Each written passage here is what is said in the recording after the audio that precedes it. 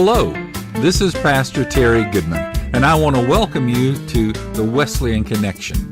This podcast is primarily for the clergy and laity of the Holston Annual Conference. Join with me now as I take a look around the Connection and share some of the things happening in the churches of our annual conference.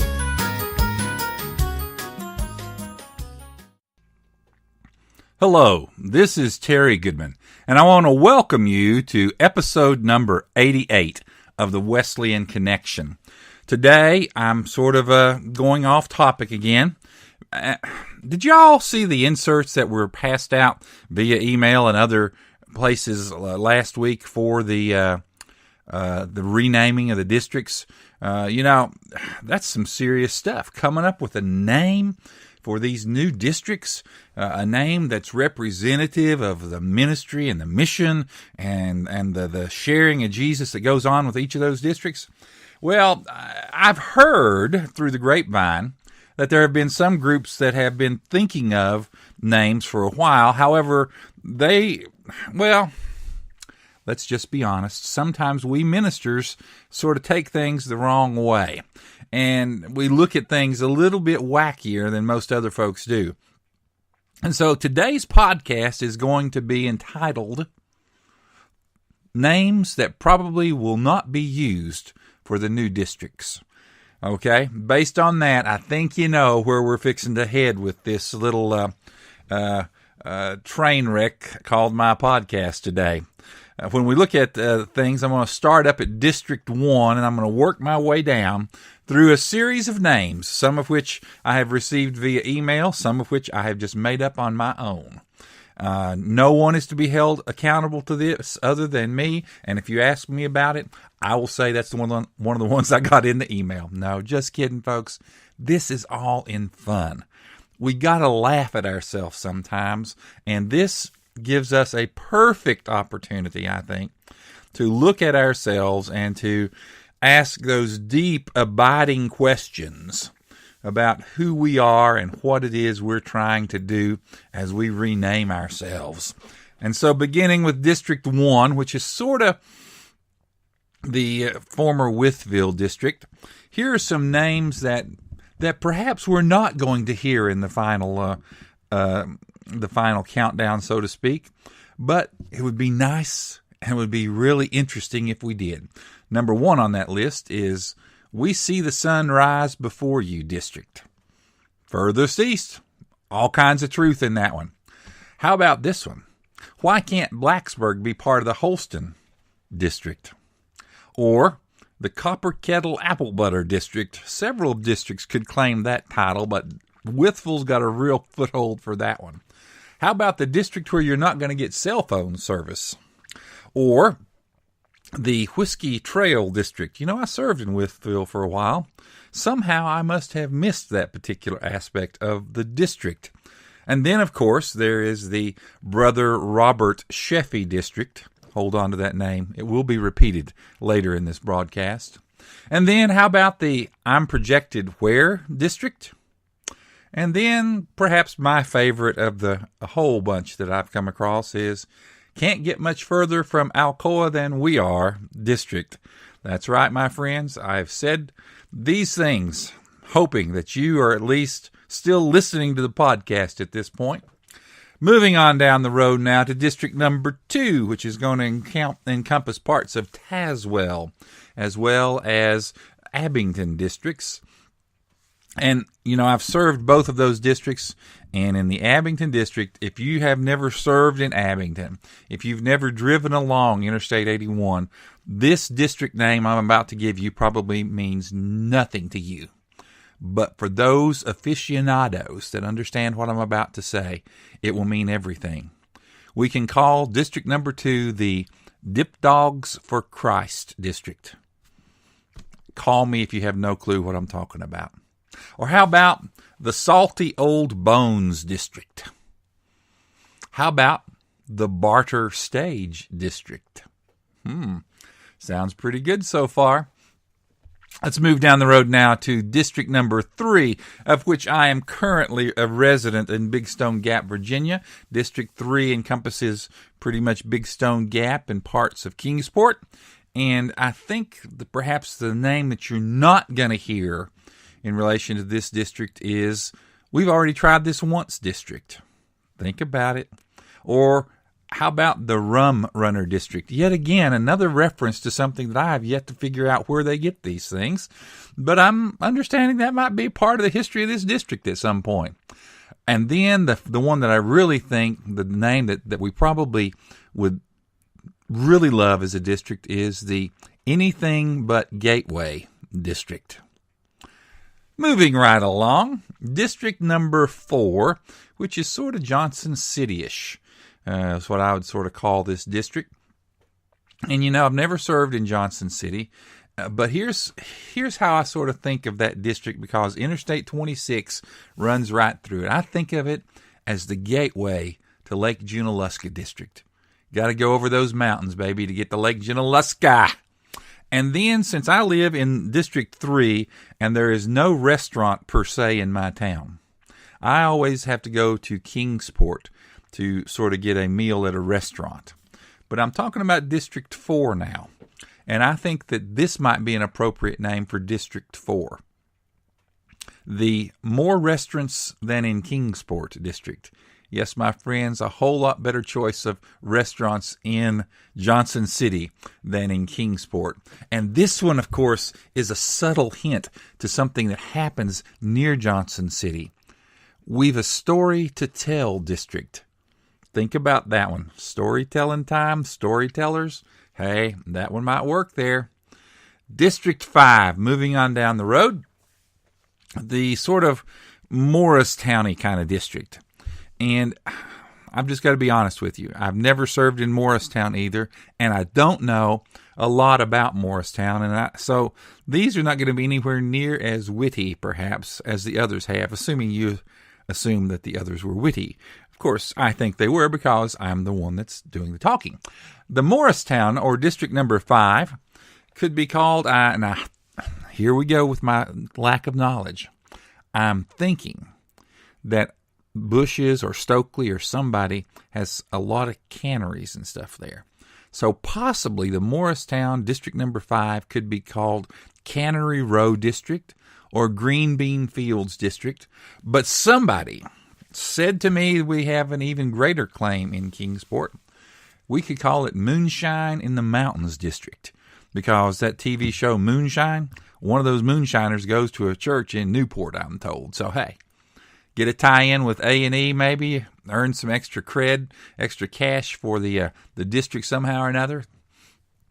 Moving on down the road, we move to District Number 6. And when you look at the map, it sort of encompasses Knoxville and Oak Ridge and everything north of I-40, all of I-75, just a little bit south of I-40. And so it's pretty much Knoxville-ish, Oak Ridge-ish kind of a district. So since the roads run through there, we could call it All Roads Lead to Us district. Maybe that one would work. This next one is going to be extremely politically incorrect. So if you don't want to hear a politically incorrect district name, I advise you to hum real loud for like the next 2 seconds while I give you this. I was in the Oak Ridge district, and this was sort of a running joke for us ministers in the Oak Ridge district. So it may not be that politically incorrect, but for me to put it out on the broadcast airwaves, it might be politically incorrect. But I'm going to say it anyway. You could refer to District Number 6 as the glow-in-the-dark district. If you've never been to Oak Ridge, if you've never heard the jokes, may not work for you, worked for me. Also, I think there's a conspiracy going on. When you look at the color map that was associated with these districts and their numbers that was sent to us via bulletin this past week, I do believe that there has been a conspiracy on the part of someone on the Holston Conference strategy team. If you look at District Number 6, what do you see? You see that it is colored orange. Knoxville, orange, get it? So perhaps we could call the District Number 6, they even colored me orange on the map district. Moving on, District Number 7, which is sort of what I would consider Maryville and Lenoir City and places west, sort of in that region. Probably Dollywood, Sevierville. That seems to be where the map is sort of cutting those things off. So District 7. How about, since that's where the conference office is, we just call it home base district. You know, got to have a home base. Got to have a place to go that you know of as home. That's the central place. That's the place, home base. But then again, you got Dollywood. Dollywood Central, Dollywood something district, you know. And a lot of events go on there too. Events that are big within our annual conference. Could it be the Resurrection District? Don't know. Just some thoughts, just some ideas that I'm sharing with you folks. And then, of course, there's District number 8, which seems to be what I would call Cleveland in the current scheme of things. And when I think of that area, I think of the Little Debbie Smile District. That's right, folks. Home of Little Debbie's, or the Oatmeal Cake District, or you pick your favorite Little Debbie and throw it in there with the word district after it, and you've got a great name for a district. And, of course, if Little Debbie cakes are not what's up your alley, how about this with alliteration? Mayfield Manor. Because you can get all manner of ice cream and all manner of Mayfield's products there. Because we've toured the farm and toured the ice cream factory, you know, right there in good old Cleveland. Moving on down the line to the final district, District number 9. What we sort of associate as Chattanooga. How about this one? And you got to look at the map and you got to think about this. If you're not familiar with what exists between, say, Roane County and Chattanooga down, I can't remember the road number now, I drove it a lot. It could be called the Strawberry Fields District. A lot of strawberries up through there. I'm told that Randy Martin thinks it should be the Moon Pie District, since Chattanooga's home of the moon pie. Having served down there, we could also call it the Tennessee-Georgia Central Eastern District, since we are in Tennessee, Georgia, the Central and the Eastern time zones. And speaking of time zones, perhaps we should refer to it as the Running on Eastern and Living in Central Time District, because you live in the Central time zone, all the meetings are done on Eastern time, and you never know if you're going to be late or on time or early when you go to a meeting in Chattanooga. And if you remember correctly, I told you to remember carefully a name that was associated with District number 1. Chattanooga, or District 9, could say this: I don't think Robert Sheffey made it this far, District. Lest you think that I have now exhausted anything and everything that could be said about district churches and district names, let me tell you that this mind has been in overdrive, and it has come up with a sports-related theme for every district. Every district has within it some sports entity. Now, and we got to think about this. If we go up to number 1 again, the Wytheville area, perhaps we could refer to it as almost a Hokie district. We come on down to number 2, Marion, Emory and Henry College. We could call it the home of the Wasps district. Number 3, and for those of you not familiar with Big Stone and Wise County, Virginia, we have here in our very boundaries the University of Virginia College at Wise, a full-fledged college, a full-fledged university here in our very backwoods, and they, of course, are the Cavaliers. So we could be the Cavalier District. Moving on down to number 4. Sports-related themes, East Tennessee State University. How about the Buccaneer District? Or, and I'm not sure geographically where this fits. It might be part of 2, it might be part of 4. But I'll say it and you can figure out what I'm talking about. It's called the Going in Circles Very Fast District. Think about it. And then number 5, moving on down to Morristown, there's a college there as well, Carson Newman. They're the Eagles, so perhaps we could call it on Eagles Wing District. Possibly. Number 6, sports-wise, what else can we call it except the Volunteer District? Number 7, that's going to have, I think, Hiwassee College, and I've got to admit my ignorance. I'm not sure 100% that I've got their mascot down right. I went online and I found references to tigers, so I'm hoping they're referred to as the Hiwassee Tigers. If not, I totally apologize. So if I'm assuming it's the tiger, and so we can call this the Tiger by the Tail District. Number 8, moving on down to the Cleveland area. What do we got there? We got Tennessee Wesleyan University Bulldogs. Make it the Bulldog District. And then number 9, Chattanooga. When I was there, we just called them the Mocks. I thought it was because of moccasins. Well, apparently they have a mascot that's their moccasins. Their mascot is a mockingbird. Didn't know that. A mockingbird called Scrappy. So do you realize we could bookend our annual conference with 2 birds? On the one end, it would be almost a Hokie, which is a turkey district, and on the other end, it would be the Scrappy Mockingbird District. That, my friends, is where my mind has been today. Hopefully, you've listened to this far, and hopefully you'll hear the next words that I'm going to say. I've had some fun with words. I've had some fun with names today, but it is a very serious thing that we're doing.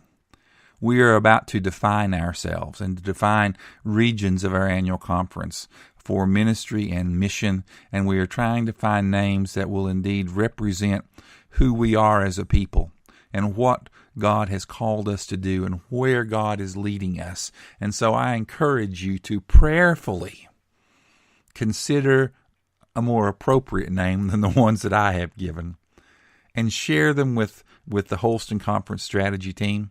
Get that information out there to them. If I'm looking at this correctly, you have until November the 1st to turn these ballots suggested into your district superintendents. So turn those things in. Give some thought and prayer to what the names of our districts might be. And let's see how God might use those names to help us as we continue to reach out and share the name of Jesus Christ. God bless. Have a great day. This is Pastor Goodman. Thanks for listening to this edition of the Wesleyan Connection. Be sure to check back often for more podcasts.